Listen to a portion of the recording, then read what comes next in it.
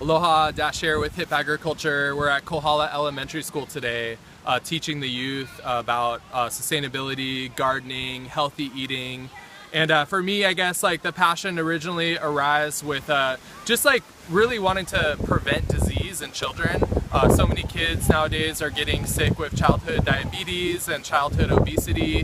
I started studying all this stuff when I got out of high school, and I got really inspired to educate my peers, to try to inspire my peers to start eating organic food, fresh from the garden, fresh from the land. And now it's been over a decade that I've actually been reaching out to youth and young adults with that same message of eat fresh food from the land.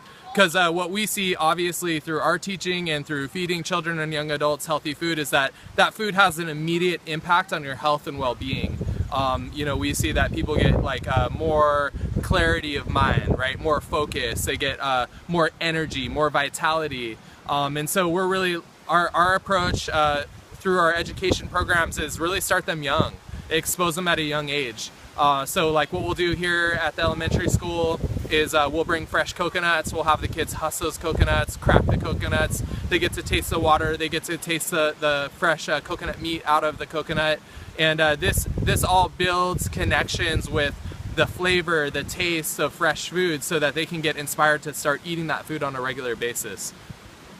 Of course, we talk with the children as well about the dangers of eating too much junk food, right? Like drinking too much soda, eating too much processed food, and how there's a direct correlation with consumption of soda and all this processed food and junk food to getting ill, to getting diabetes, obesity, heart disease, and other diseases. So it's really about empowerment, it's about activation, it's about inspiring, and you know, Hip Agriculture and our teaching team, we're really just trying to bring that passion, that inspiration, and then of course just being an example, being a role model for the youth.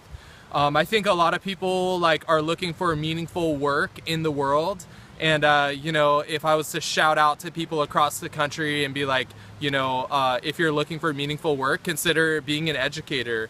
Consider educating youth, consider educating young adults. There's so much you know, knowledge that needs to be transmitted to this next generation in order to become more resilient and ready to adapt to climate change, to changing political and social structures. And so we're just really trying to, you know, like I said, empower and inspire youth to become leaders, to become activists for the environment, for the earth, for human health.